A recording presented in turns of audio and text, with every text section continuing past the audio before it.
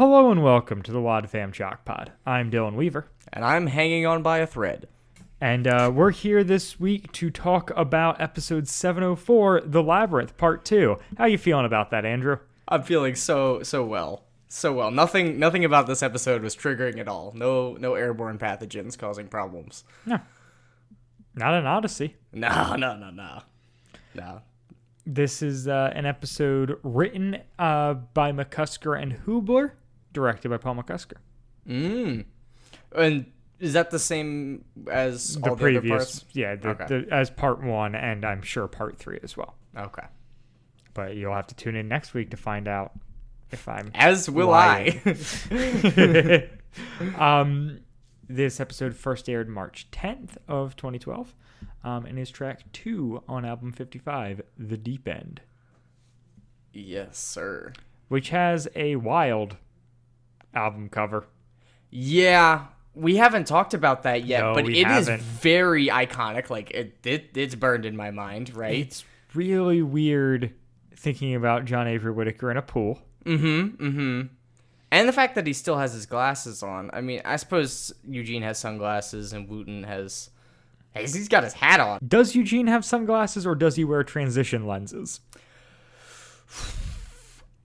I'm inclined to believe that Eugene is the kind of gentleman that has the flip-down sunglasses that clip That's on. fair. Yeah. Especially if he's got the Coke bottle glasses. I feel like that's what those were made for. But Yeah. I feel like it's also less concerning that Whit is wearing glasses and more concerning that Wooten is wearing a hat. yes, 100%. Way more concerning. Whit may just not have contacts, which makes sense. You know, I don't have contacts. My main issue is things are too obscure to know for sure if Connie is wearing a modest swimsuit, and we might have to kick her out. Yeah, no, we're gonna have to cancel you. I'm sorry. I mean, there's some impurity lying underneath those waves. I like to think before they got into the pool for this picture for the album cover, Whit pulled her aside and was like, "Look, Connie, like, I know, like, it's me, your father figure, Eugene, your brother, and Wooten, some goofy guy from down the Your street. goofy but, like, uncle. Look, you can't let any of us stumble. Yeah, so, like, exactly. You know, wear a skirt." We got you an extra large Hanes t-shirt to put on over top your bikini. That'll cling, Andrew. Oh, I know. Unacceptable. Well, it depends on the color. I've been to church cookouts or church pool parties where they give out like purple shirts. Purple is pretty Pretty opaque. Pretty opaque, see-through, friendly, and pool party friendly. It's a fun color too. Who's gonna complain about it? I mean, not I. We benefit from modesty culture. I can wear no shirt whenever I want. Not whenever I want. It'd be in poor taste at, funerals, weddings, and business junctures. Yeah. But not making a podcast. Also in all the places that say no shirt, no shoes, no service. Which is, I feel like, getting like more and more rare to see those signs. Yes, because I feel like it's also more and more rare for someone to walk in without a shirt. We could bring it back. I'm not here for that, folks. That's fair. Neither am I. I'm a bit out of shape right now. Oh, get over yourself, Andrew. I'm sorry. I haven't lifted in like a year and a half. Oh, wow. I've never lifted, Chalk Squad. Yeah, well, I won't have the dazzling intellect to fall back on like you do. That's something, all right. So thank you for not agreeing. So cast-wise for this episode, we have Evan Riedel as the cabbie. He is the staff coordinator for Focus on the Family. And that's it. That's what he's got. We also have Ron Yuan as Mr. Grote. He was the sergeant in the new Milan movie. He's had recurring roles on Marco Polo and Sons of Anarchy. He was in the 4th season of Prison Break. Oh, okay. He's done some voice work as well, but seems to do more. Was he in Samurai Jack too? No. Oh, that was somebody else. Yeah, Andrew. Who else? Did I sneak peek? I don't know. No. I want you to talk about our other cast members, since you're deciding to go behind my work back and do your own research now. I'm so sorry. I feel like I go for line. it. No, I just want to know what prompted it. I'm gonna blame the sleep deprivation. Okay. No, I was looking at the cast and I clicked on the names that I didn't recognize, especially Sir Greg Baldwin, who voices Lord Brownlow. I was like, I wonder if he's in any relation to Alec Baldwin. Not at all, not at all. But I do have a lot of affection for Mr. Greg Baldwin, as he voices the second voice of Uncle Iroh in Avatar: The Last Airbender, and also Iroh in The Legend of Korra. Is he not an uncle in Korra? He's like a spirit, so like I don't know how that how the you still keep your uncle title if you're a spirit. Yeah, interesting. I mean, he was a really old guy in Korra, and then or he's a really old guy in Avatar, and then Korra happens like 40 years later. So yeah, Also Aku on Samurai Jack, mm-hmm. which was but weird note about Lord Brownlow, by the way. So he was initially, this is coming from the official guide, he was initially supposed to be called Lord Hillendale. And then, Andrew, why wouldn't you name someone Lord Hillendale in Odyssey? Hillendale. Oh, that's where Agnes is. Yep, it's like the mental health facility. Yeah. And so they realized that late in the process, and we're like, oh. We've used this one before. Used this. Exactly. So rather than plagiarizing themselves, they decided to plagiarize, once again, Oliver Twist and steal Lord Brownlow from that. Very original. Great work. I mean, I think that they missed out an opportunity for like expanding the universe, tying Lord Brownlow together with Novacom stuff. I don't know. Could have been done. Yeah. I mean, it's not like they don't have enough time or episodes to just really go into some backwoods connections. Yeah. We should get like full blown like I don't know, the way Star Wars ties everything together constantly. Yeah, and nothing can exist on its own. Why doesn't Odyssey just do that? I love it when Star Wars does that. Is that sarcasm? That's right? Sarcasm. Wow, we're so different because I love that. It drives me crazy that every story has to involve like the same characters and and like, oh, it's actually so and so's daughter. You didn't even know. Or like, hey, what if like we just have some guys walk through the frame who were in another thing? Yeah, like I'm thinking about like the TV shows, not the movies. Okay, I think the movies doing that, that's less great, especially with the even sequel the TV trilogy. I don't know. I'm mixed. It's fine. It doesn't matter.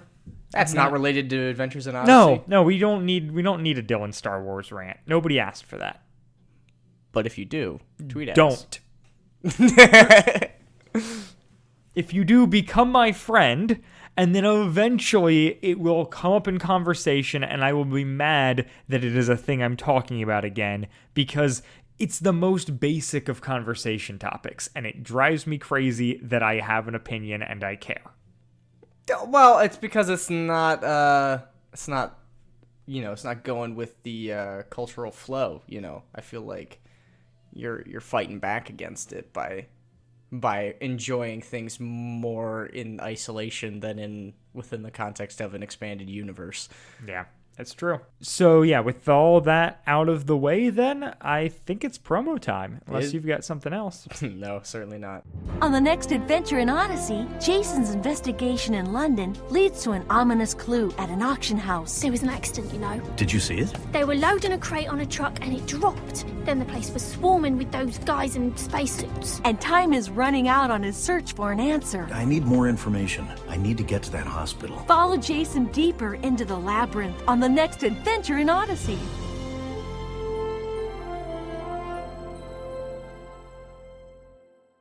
That's the episode.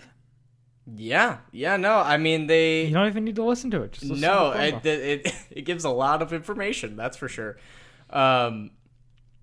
Yeah, this is an interesting part too, in the sense that I feel like what it is setting up for, even though I don't remember it, I feel like is going to be much better than other two-parters. Like, I feel like historically Odyssey's part 2 in 3-part episodes is not this strong.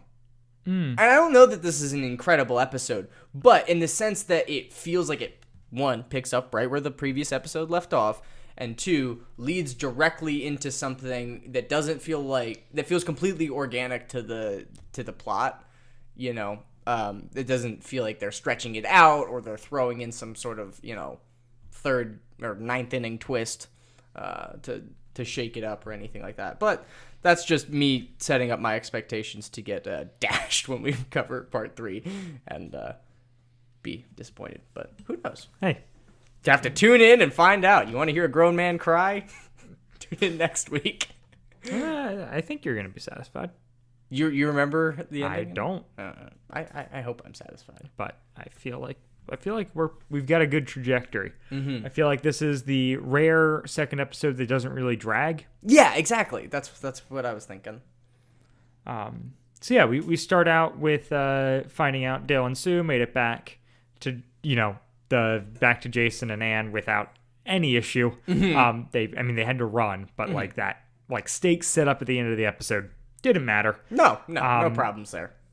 And then, Jason shows off all the stuff in his backpack, which just like, it's a very visual bit that they have to translate into audio. So it's him listing all the stuff out. But then I'm like, man, you were saying so much stuff. If you don't wind up using this, then what a bummer. Yeah. But and I don't think they're going to. Oh, no. But he's got like a lock pit and a hidden camera and a tracker and then like a fiber scope. Yeah. What's that? It's something like a microfiche. Yeah, that was my first thought as well. It's got to be related to that. Yeah.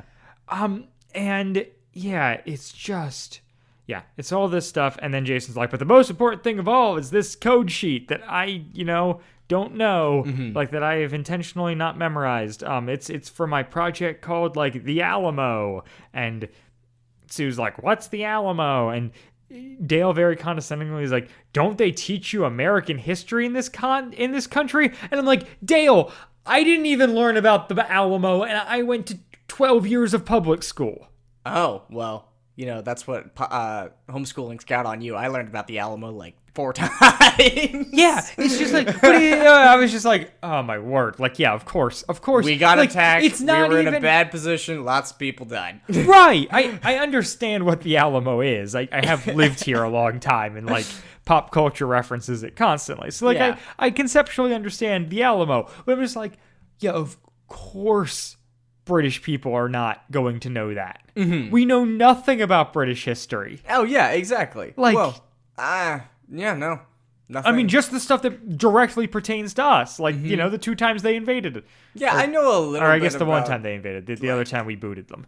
Yeah. I know a little bit of experience, but nothing nearly. Yeah, I know there's like a 7 years war or something, Oh, no, there's like 100-year war. There is also a 100 years war. Between England and France. Yeah, like I know some dumb stuff. I know a lot of like the colonial England stuff, but anything post like 1800, I don't know.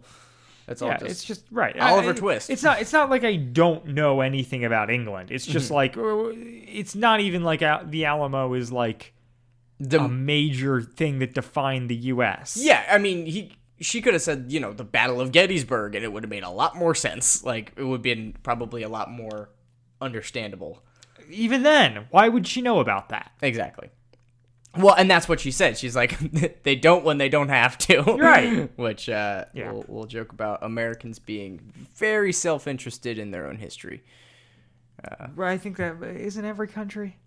Yeah. I don't know for sure, but I feel like I don't know. I haven't gone to school in Europe to compare what their attitude is towards their country's like slightly heinous past. Yeah. Ours is very blasé. Yeah, yeah. Well, we're the winners, so, Yeah. So Jason asks Anne to hide. It's Anne, right? Is it Anne? Mm-hmm. Yeah, it's Anne. Okay, it's Anne Jacobs. Mm-hmm. It doesn't sound right, though. No, it doesn't. So he asks Anne to hide his code sheet in a place that he can't find it. for this whole like security through obscurity thing that he's going for, where he's like, if they torture me, like they'll never then find out where it is. And it's like, dude, if they torture you, you could say at a certain point, Anne knows where it is. Yeah. And then Anne would break immediately. Like, this is by no means foolproof. so yeah, it's just like, yeah. Yeah. You've set yourself up to really have to get tortured to be useful. Congratulations. Right. It's, yeah. So, yeah, and then he fills them in on everything, and we cut away and cut back. Yeah, we cut back to after this.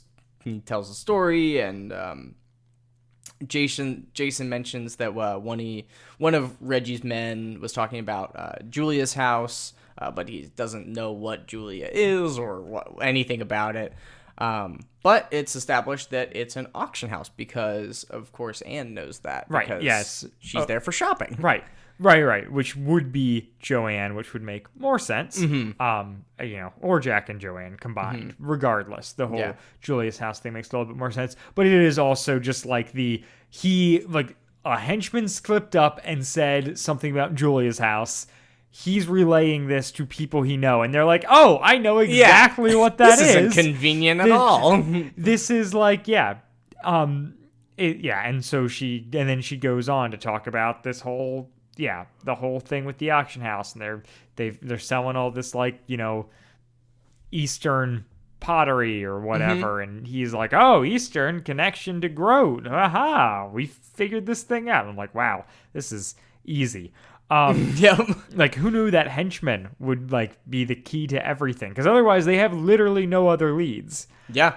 I would like to point out two things. Well, three things? Man, I've got a lot of things. One, Anne walks away from the table to go pull out like her brochure for the Julia's house, and it sounds incredible. Yeah. I don't know that I picked up on that when I was listening to it. It very clearly is her like walking away. I don't think it's stereo, but like it does feel like you do feel that isolation or the separation there. Yeah.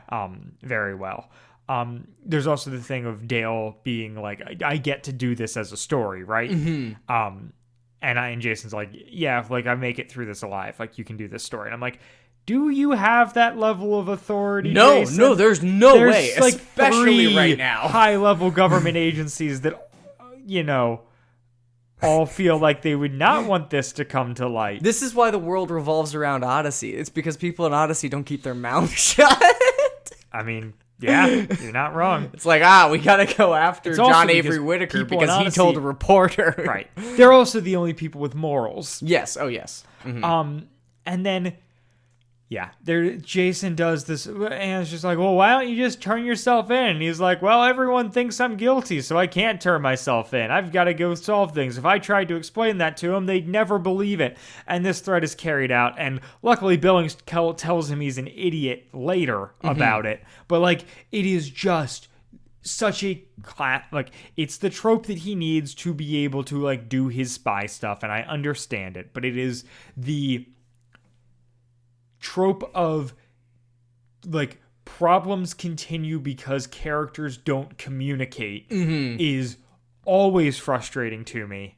And once again, excuse to plug my longtime I don't know, the thing I feel like I'm always talking about, but Young Justice has an incredible subversion of this trope in the first season that I think about constantly, and I'm like, why do we have to keep leaning on this? Well, I can't tell people otherwise. And like, this is, see sitcom relationships, see anything involving spies, like it's always just like all of this could be resolved with a conversation. Yeah, and not even a long one.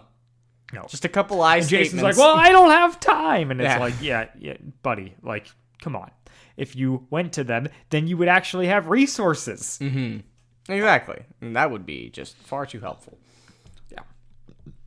And then what? Sue disappears. The next morning, Sue is gone, and she left a note. And Dale and Anne and Jacob are Dale and Anne and Jacob are going to the antiques auction. Actually, I heard there was two Jacobs. A twin, an evil twin. Dale and Anne and Jacobs. That joke did not work. I liked it. Yeah. You just can't hear the listeners laughing at home. No, I feel like I needed to structure it. But Andrew, I heard there's more than one Jacob. So it would be Anne and Dale and Jacobs. And Jacobs. Like, I feel like I accidentally Eyebrows. I accidentally cut my punchline off by saying it early. Bad joke. I'm so sorry. It's okay. We've only made like 125 of these. This is like 137. Okay. All right. I mean, I was up by 12. That's Dang. a full album of Odyssey. Yeah, that's 3 months. That is every episode they release in a year currently, not counting the club. Yeah, and like I feel like that's a normal amount of Odyssey to come out every year. I wish that there was more because I think that they could do more, sure, and I would love to see them do more. Yeah, but so we wouldn't be stuck with 2 more episodes a year. Yeah, They could just cleave it, yeah, move on with their lives. So yeah. Post this like, we cut to with some very good strings from John Campbell. We get the very much like, is it Baroque? Is that the style I'm thinking? Yeah. Like the very like high class English strings. We're going to an auction. Yeah, pomp and circumstance. Right. Thing. Like the music you would watch in like a period. Like I imagine what the score to like Downton Abbey sounds like. Yeah, exactly. Or it does sound like that. or like, freaking like, Yorgos Lanthimos, The Favorite, I feel like has that same kind of just like very high flute and strings. If and you I got love it. that joke, please clue me in on it because I didn't get it. What joke? The reference, I don't know what you said. Oh, the movie The Favorite, which is a Yorgos Lanthimos film. Yeah, I don't know It's either of those. Phenomenal movie. Okay. When did it come out? 2018. Adding it to the list. Yeah, so they're at the auction looking for anything unusual. They find some vases from Hong Kong.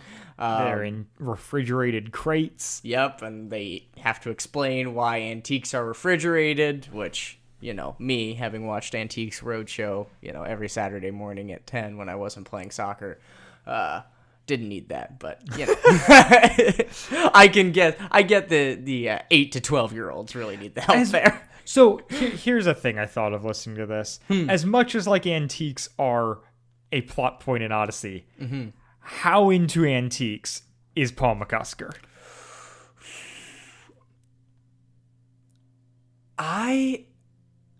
I'm afraid to know.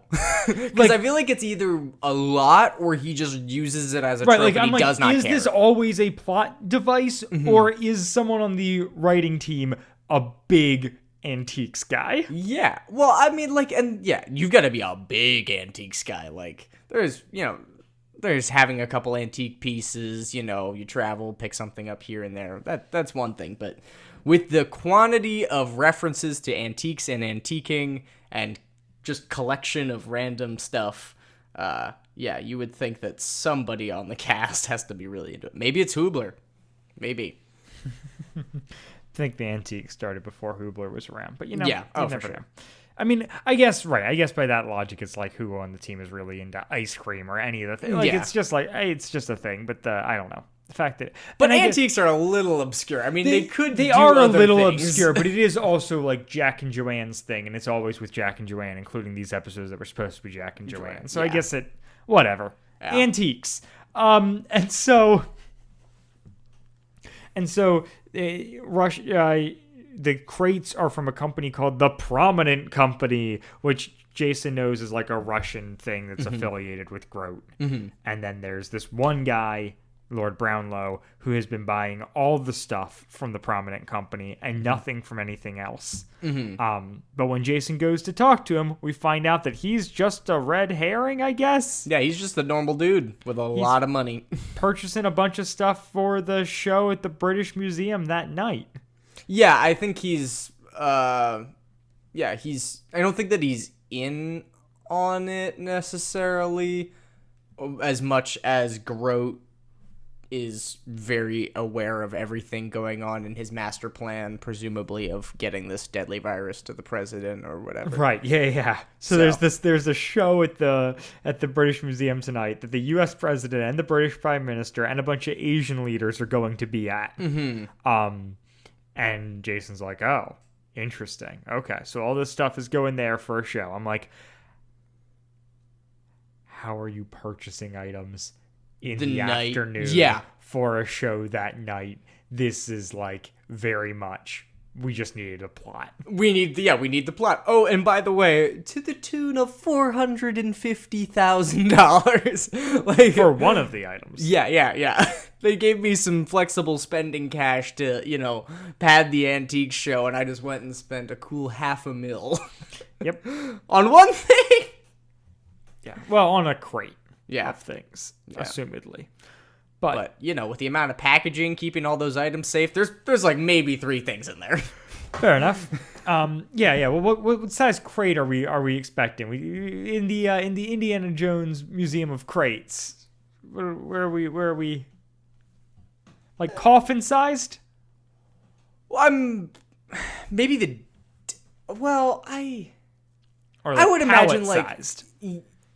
Like half a pallet. Half a pallet? I would think like a half a pallet crate. I'm digging into my Antiques Roadshow memories to see, trying to remember like what these big stuff comes in. Yeah. The boxes that they come in. Yeah. Might be a full pallet. And then, so Jason goes back and is filling in his friends, the Jacobs, and an alarm goes off at the auction house. Yeah. Which a police officer or security guard or something comes out to tell them, and then just vomits exposition. Oh, so much exposition. Also, the alarm that goes off, that sounds exactly like the iPhone classic alarm sound. Oh. Like, here. I need to prove my point, because I'm pretty sure they just took it straight from there. I mean, sound libraries exist for a reason. Yeah. But the reason that it stuck out to me was because it is my alarm every morning, because it's so aggressive and jarring, and it's an old Apple sound, so I had it on my iPod Touch. We got a classic alarm. Oh, yeah. Right? That is just like the standard alarm. Yep. So, yeah. So then, this guy comes out, he vomits exposition. He's like, there's a guy one of the workers on the, Jason's like, what's going on? He's like, I don't know. There's some guy on the dock who collapsed from contact with a toxic chemical. And I'm like, what do you mean you don't know? You just explained everything. That was the whole thing. I don't know what's going on. That guy clearly just maybe inhaled something he shouldn't have. That was maybe a bacteria, maybe not. Yeah. Oh, and we find out that the guy that happened to is named Craig Robinson. Mm-hmm. Was that I think Swiss Family Robinson, Craig Robinson, is that a... So here's the thing with Craig Robinson. Craig Robinson is an actor.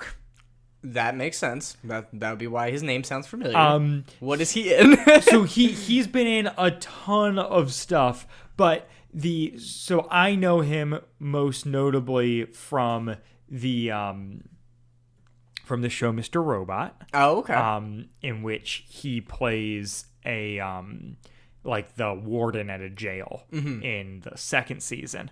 But he's also been in a million stuff. He had his own show. He has popped up in a million things. He is like a voice on the Cleveland show. He's like a guy who gets around. He also is in the very good movie, in my opinion, that I'm going to recommend that people watch this episode, called Morris from America. He plays the dad. It's him and his son living in Germany, and just his son dealing with being like a black kid from America living in Germany with his single father. Yeah. And it's real good. Where can we find such programs, Dylan? There will be a link in the description with I'll put a Just Watch link down there, and awesome. You can go see where that's streaming. Gotta love Just Watch. Craig Robinson aside, Yep. because that's just a name coincidence. Yeah. But it really threw me. And once again is like, hey, Jason, maybe you should call this in. And he's like, nah, they wouldn't never. believe me. Yeah, they wouldn't. Believe me. And then Jason's like, all right, I'm going to head to the hospital. And he hops in a cab and Sue jumps in with him. Because she's there. Because she is there. And she's like, Reggie was at the Julius house today, and I saw this whole thing where, like, a guy screamed when he opened the crate. Yeah. And it's basically no information that we didn't already have. But No. I mean, we at least know Reggie was there. Mm-hmm. And it's cute. I like that Sue's doing her own investigation.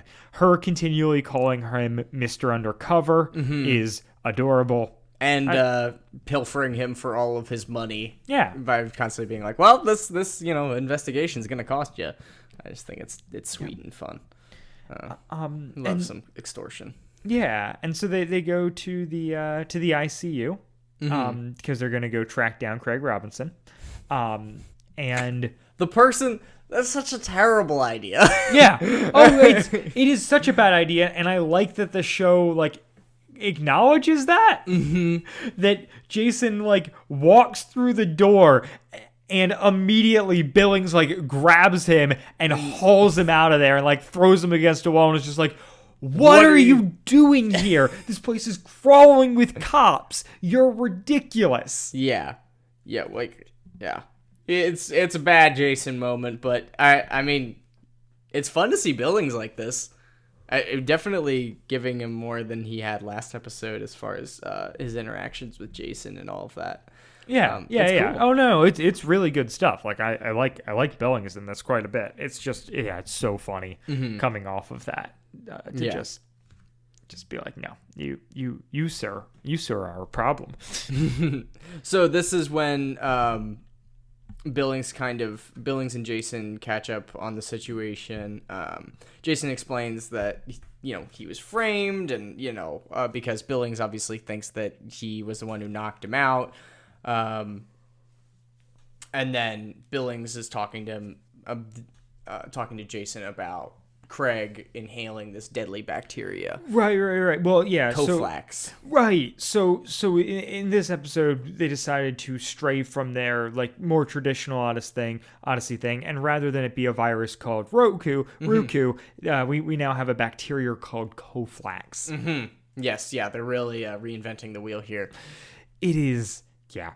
And it's such a weird choice of like, oh yes, the only thing that can threaten us are like infections. I mean, they're very ominous, I suppose. And they are. They transfer well over airwaves, I guess. But yeah, it's weird could that Odyssey do is anything going else. back to like this same well. Yeah. That it's like a Jason mystery. It's like I know it's not going to tie into TA-418, but like it feels like it has to. Yeah, exactly. Well, and especially because Odyssey since then references TA-418 and Tasha and all of that, continuity-wise, it just makes sense.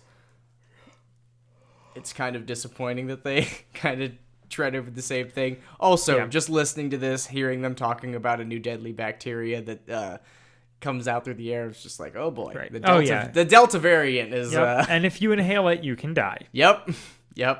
And it attacks the lungs. It was a little bit too much. I mean, this one's a bacteria, not a virus, but you know, if you combine that with the Ruku virus, then you'll rule the world.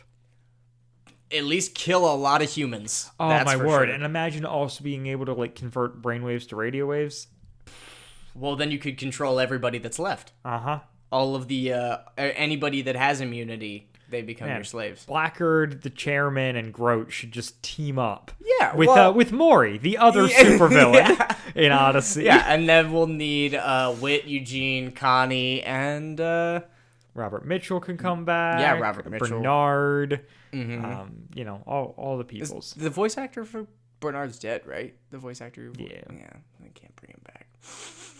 They can recast. They've done it before. That's fair. Recast Bernard. That's my that's my new champion. That's what I'm gonna spam on social media. No, I think they just replaced him with Pole House. Yeah, which is so disappointing because they're not the same by any means. No. And I understand that like they didn't, if they wanted it to be the same, they probably could have done something like that. Sure. But yeah. Anyway, Yeah.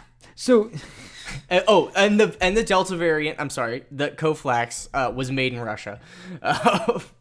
Not spreading misinformation here. Viruses do naturally evolve. The Delta variant was just foregone conclusion once the COVID-19 pandemic started. Just clearing the air on that one.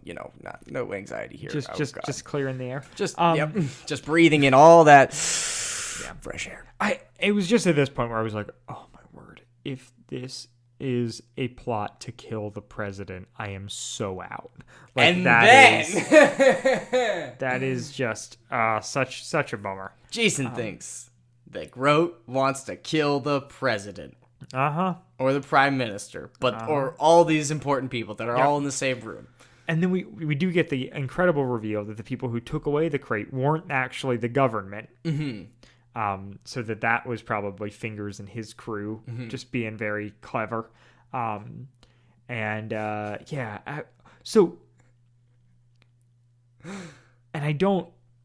I don't know if this is me remembering stuff or if this is just a hypothesis or whatnot, but are the vases going to be made out of Koflax? Is that the situation? Because there's this whole thing about like it being like a powder, and I'm like, are they somehow like making like a Koflax vase?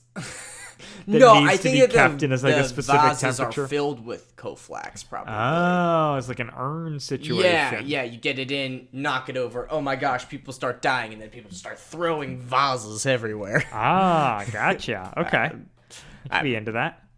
And could then, make for some very interesting audio. And then Billings walks out of the stairwell, and Jason walks out of the building and is immediately knocked out by Reggie Fingers due to Sue, who led Reggie to him.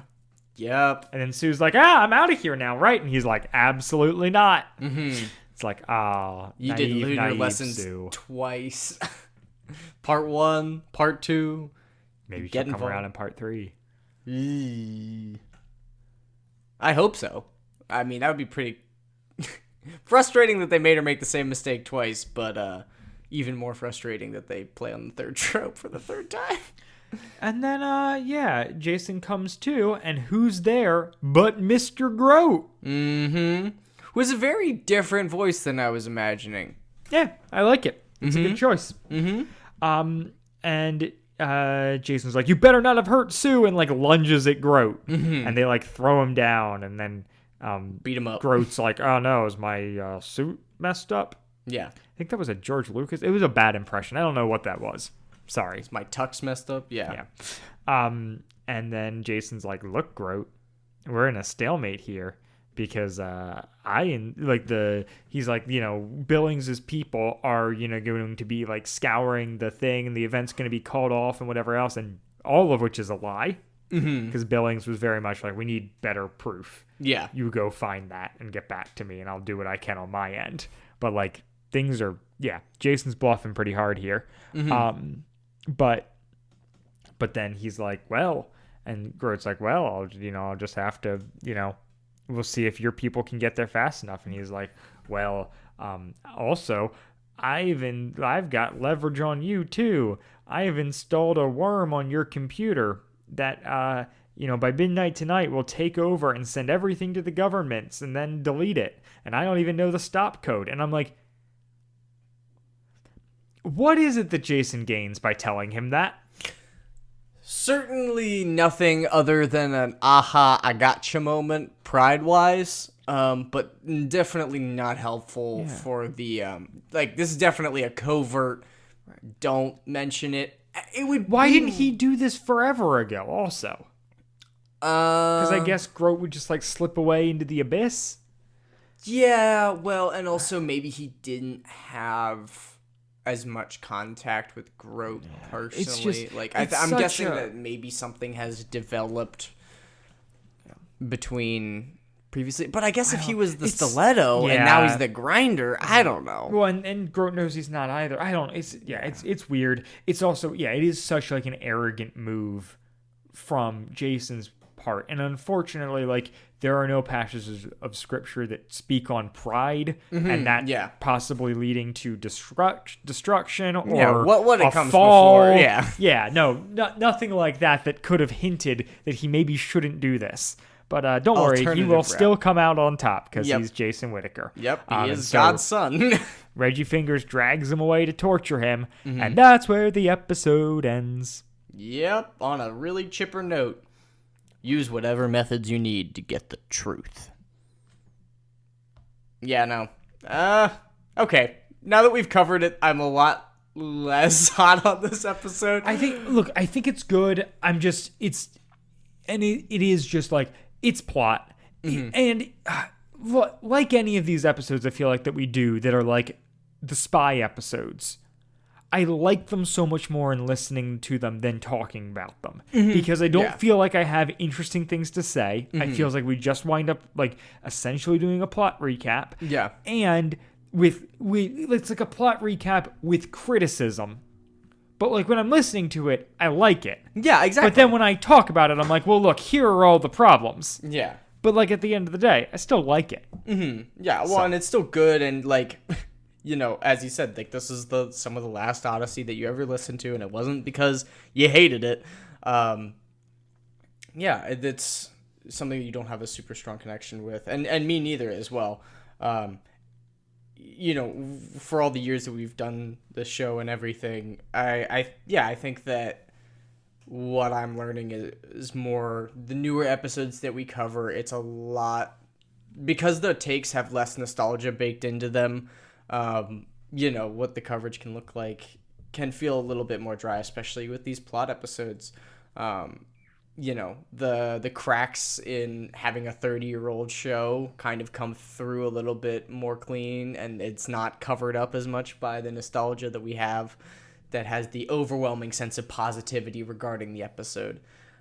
You know, thinking about stuff in Novacom that I didn't like, and thinking about stuff in Blackguard that I didn't like, and even, you know, Kidsborough and things like that were, you know, not too long before this.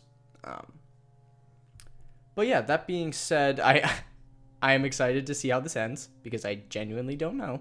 I'm excited to cover it and talk about it with you next week. Do you have anything that you want to plug this week, Dylan? Nope. My plug stands for Morris from America. All right. I will plug wearing masks if you're vaccinated, I guess, because we're back there.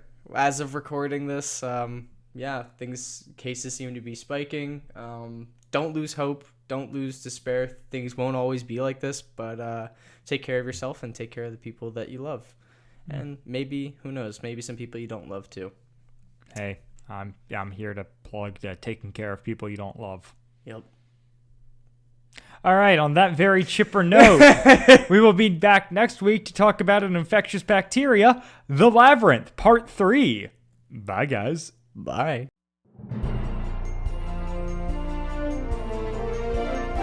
WadFam Chalk Pod is a presentation of the Lidditz Podcast Co-op. Follow the podcast at WadFamChalkPod on Twitter and Instagram, or email us at wadfamchalkpod@gmail.com. The Labyrinth Part 2 was hosted by Dylan Weaver and Andrew Acebo, and edited by Dylan Weaver. And I'm Nathan Haverstick, hoping you'll join us again next time for more of the WadFam Chalk Pod.